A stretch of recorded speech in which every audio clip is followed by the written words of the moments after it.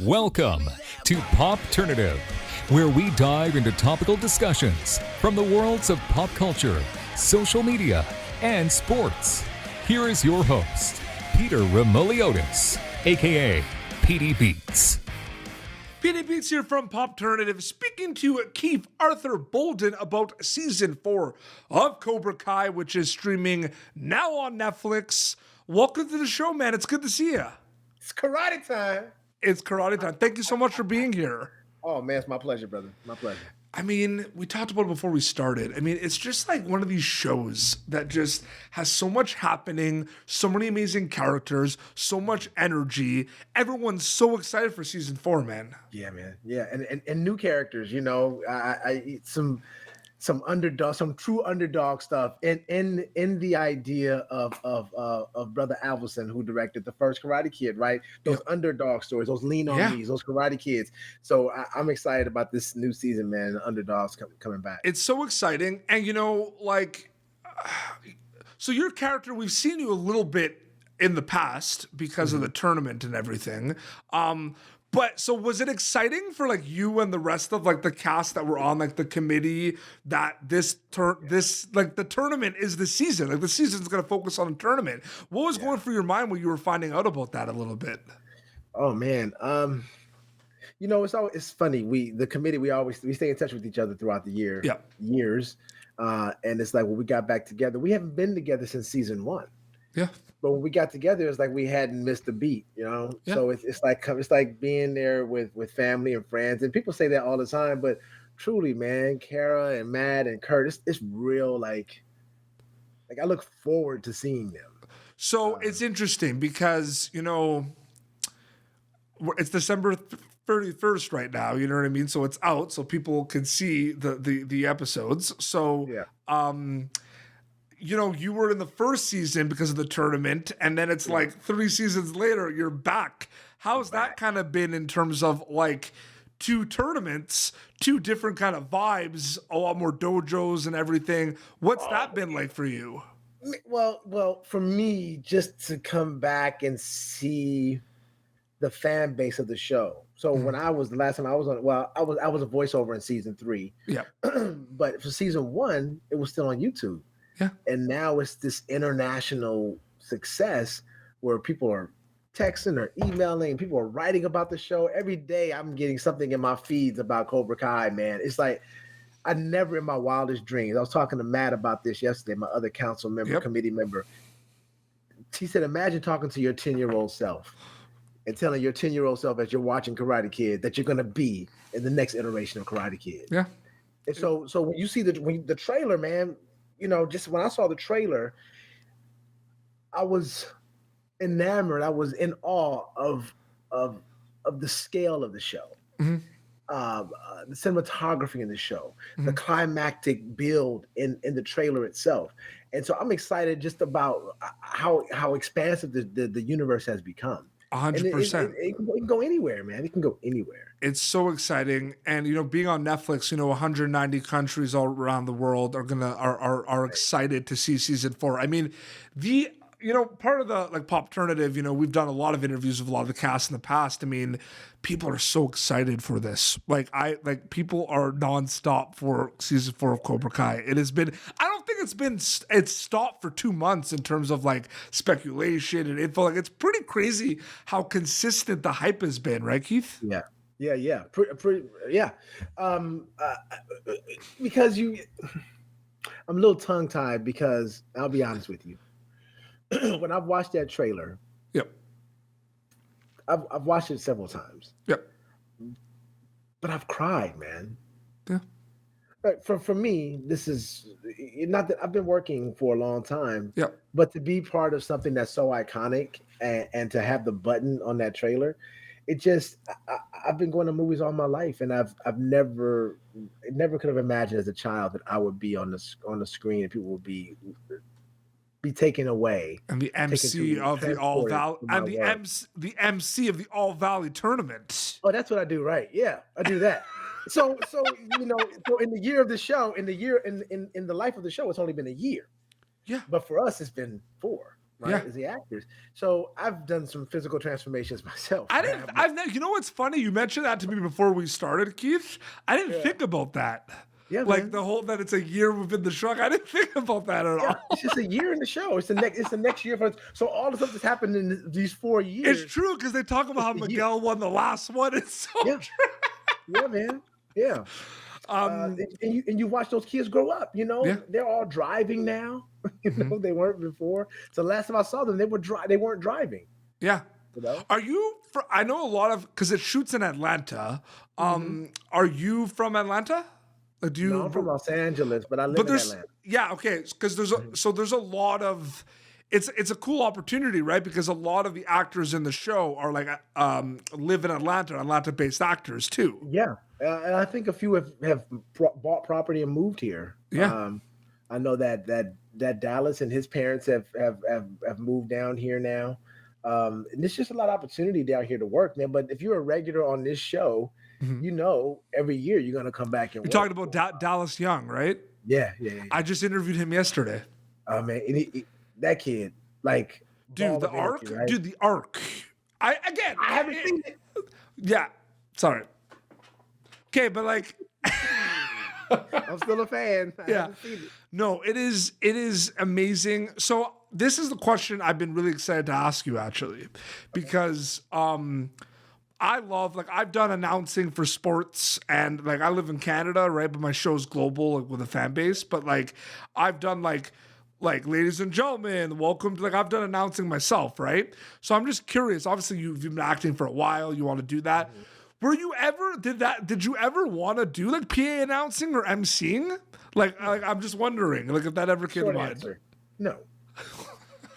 No, never had a dream about being Michael Buffer or anything like that. But and here we are. I'm cocky enough to think that I can not be Michael Buffer, but I can do this announcement. I can do this voice. I can do this voice. We're playing around. Keith, chills. There's gonna be chills on December 31st, man. Chills, man.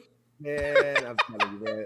I'm chill. I'm telling you, I'm gonna watch it when we finish. I'm gonna watch the trailer again just so I can have me a little weep again. What is the best part about working on this series? Is it the nostalgia? Is it just the ability that they were able to take something that existed and just kind of add and create more elements to the universe? Like, I'm just curious, like, is there something that kind of stands out in your opinion? You know what the magic of the show is, man, honestly, and I think a lot of shows can take a page from these guys. Yep. The guys are fans of the work. Yeah. They're simply fans of the franchise. So they came into it with a love for it that they didn't want to mistreat it. Yep. Even when I heard they're doing Cobra Kai, what the hell? What? That doesn't make sense. But when I got to set and I met Josh and John,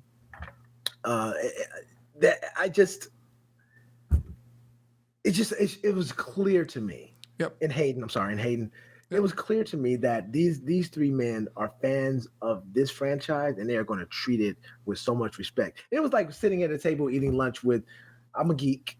They were geeks. We were geeking out about the amazing work that we're about to do, and that was 4 years ago.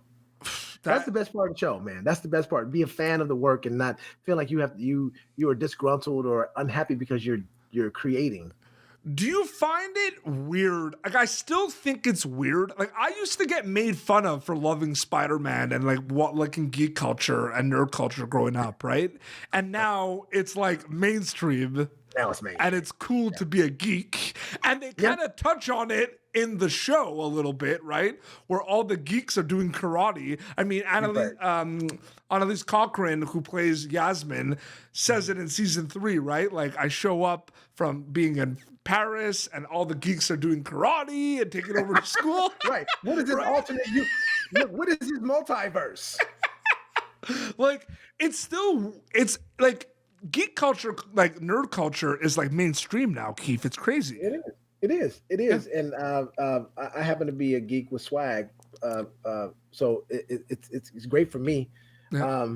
It's amazing how the industry or culture has kind of caught up with intellectual property being cool. Yeah. You know, being intelligent is cool. Being clever is being cool. Yeah. You know, Absolutely. outsmarting people is being cool instead of just using brawn. Yeah. And then you watch all those Marvel things, DC things, Cobra Kai. People are using their brains to figure things out, as opposed to back in the '80s when it was all about brawn and guns. You know, 100%. It's crazy to see. It's true, the strategy and everything, and the people that have kind of watched it, you know, all the big like OMGs from past seasons have to do with like strategic decisions by certain characters, right? Yeah. That just created the huge like explosion outcomes, basically. Yeah.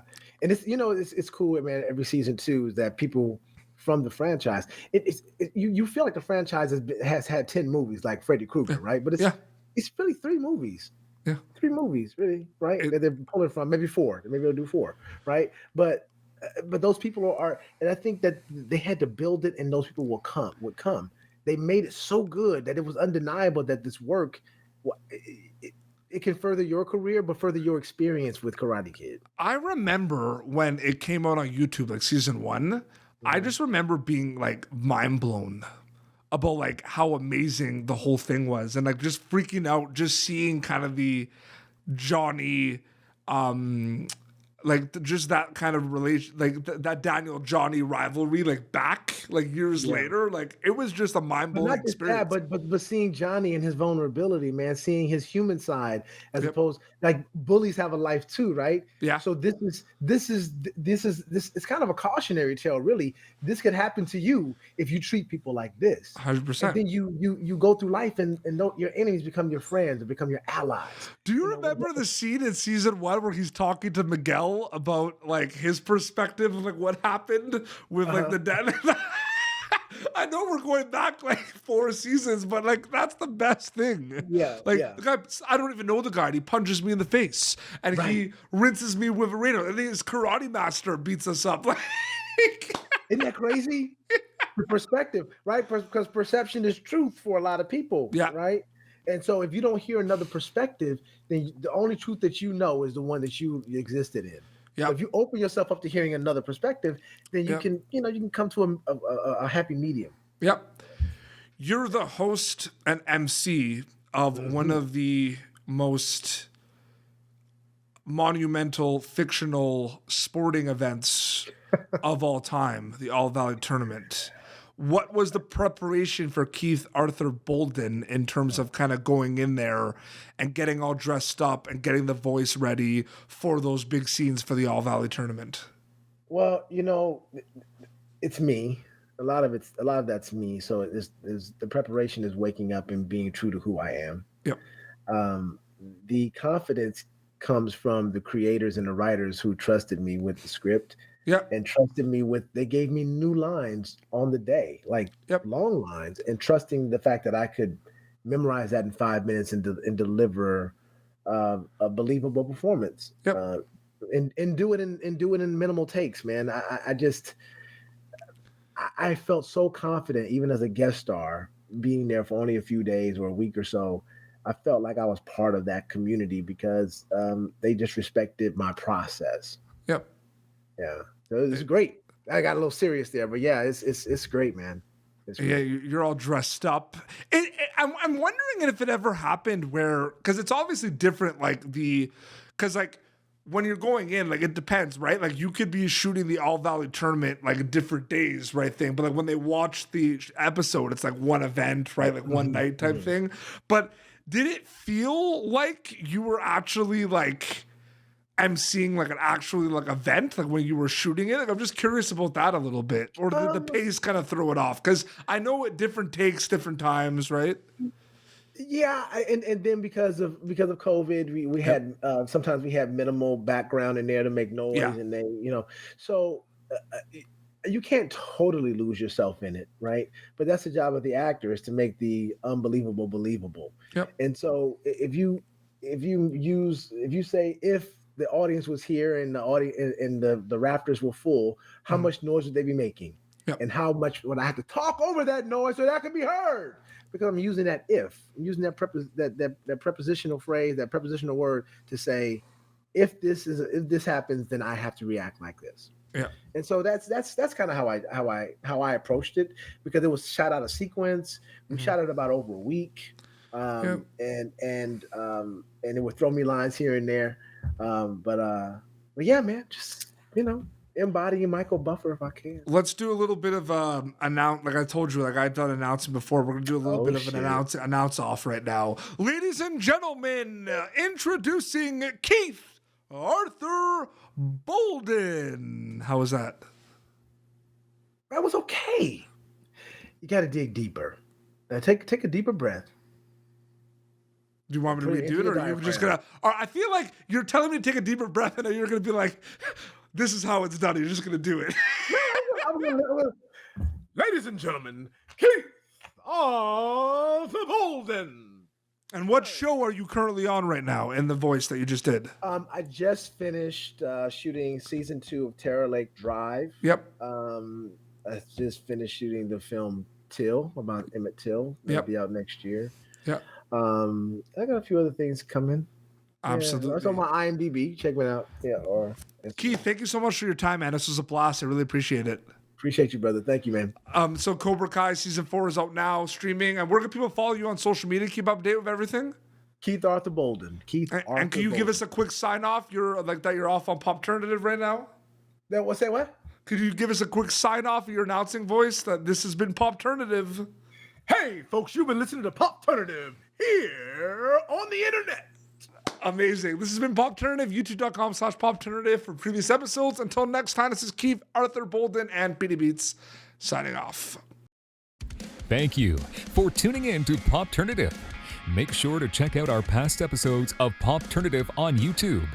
Be sure to like Popternative on Facebook and follow us on Twitter. This has been an Autograph Communications production.